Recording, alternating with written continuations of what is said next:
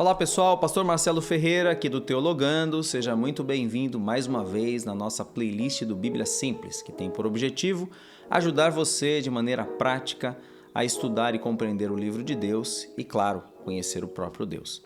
Estamos aqui usando como base da nossa conversa o material do Instituto Alvo e você pode encontrar pelo link aqui na descrição. O Instituto Alvo é uma plataforma também de treinamento de lideranças e de igrejas. E você vai poder perceber através do website deles como abençoar a sua igreja, o corpo de Cristo de maneira bastante abrangente. Hoje nós vamos falar sobre o beabá do Novo Testamento.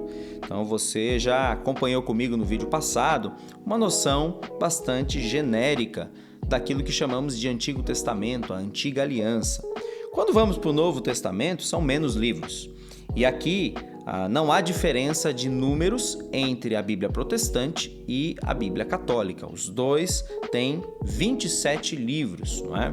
Assim como acontece no Antigo Testamento, o Novo Testamento também não está organizado de maneira cronológica, mas também por estilos literários. Temos ali no início logo 4 evangelhos. São eles Mateus, Marcos, Lucas e João. Os 3 primeiros evangelhos são chamados de evangelhos sinóticos, eles são muito similares, eles narram a vida de Jesus por ângulos um pouquinho diferentes, tem uma audiência diferente para quem aqueles livros foram escritos, mas apresentam a vida de Jesus. No caso de Mateus, de uma maneira assim bastante simples, Jesus como o rei, o Messias, que cumpre as profecias do Antigo Testamento. Já em Marcos percebemos Jesus como o servo perfeito, que viveu o discipulado de maneira plena e completa na entrega da sua vida ao Pai, sendo aquele servo sofredor, como diz em Marcos 10:45, que o Filho do Homem veio não para ser servido, mas para servir e dar a sua vida em resgate por muitos. Um evangelho bastante acelerado e que tem muitos milagres, cheio de movimento, em que nós somos motivados a andar dentro desse discipulado de Jesus, tomando a nossa cruz e seguindo o Filho de Deus.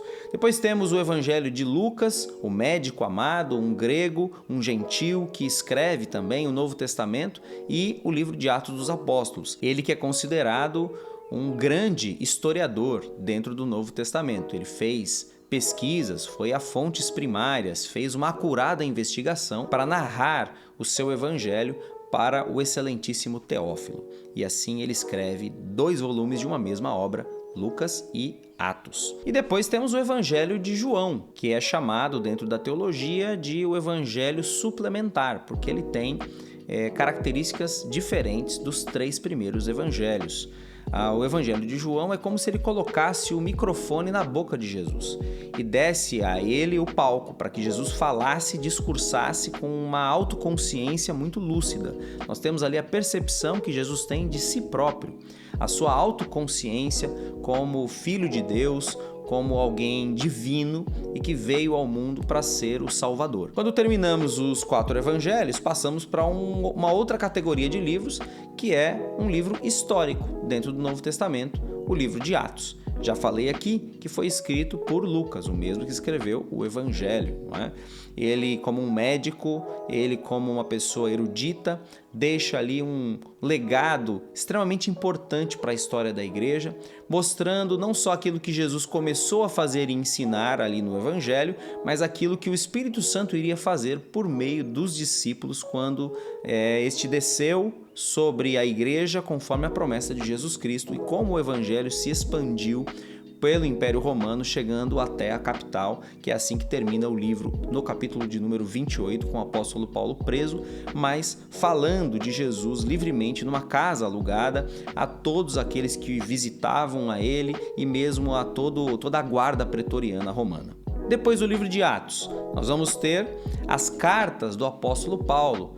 O apóstolo Paulo é considerado o grande teólogo da igreja, uma mente brilhante, um grande evangelista, missiólogo, um coração de pastor. E ele escreveu cartas para instruir a igreja como viver a vida da fé, a nova vida em Cristo, que agora eles haviam descoberto, quais eram os desdobramentos da morte de Jesus, da ressurreição de Jesus, desse tempo de espera até a sua vinda, como é que nós cristãos nos colocamos no mundo diante da missão que o Senhor Jesus nos entregou até que chegue a sua vinda. Então nós temos ali cartas variadas, dirigidas a igrejas, dirigidas a indivíduos e que são de uma riqueza ímpar para o corpo de Cristo até os dias de hoje, enquanto nós aguardamos a vinda do Senhor. Depois das cartas de Paulo, temos as epístolas gerais, que são outros 8 documentos que ali estão escritos por Pedro, por Judas, por Tiago. Temos o livro de Hebreus, que enaltece a pessoa de Jesus, demonstrando a sua superioridade em relação a todo o sistema sacrificial do Antigo Testamento.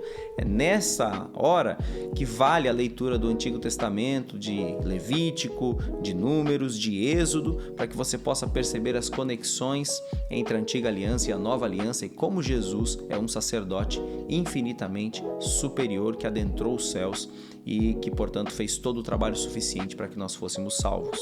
E terminamos a secção do Novo Testamento com o livro apocalíptico, uma literatura apocalíptica, que é o livro de Apocalipse, ou em inglês é chamado de Revelação, até porque ele começa dizendo isso, que é um livro da revelação de Jesus Cristo. Não apenas a revelação das coisas futuras que hão de acontecer, porque isso também está lá no livro, mas é a revelação do próprio Jesus em sua glória. Agora não mais como alguém sofrido que ficou pendurado na cruz, mas como um rei glorioso, Senhor dos senhores, não é? E essa é a visão que temos no livro de Apocalipse, da consumação de todas as coisas, até que desça dos céus a nova Jerusalém e inicie-se então novos céus e nova terra. E é assim que termina o livro de Apocalipse, não é?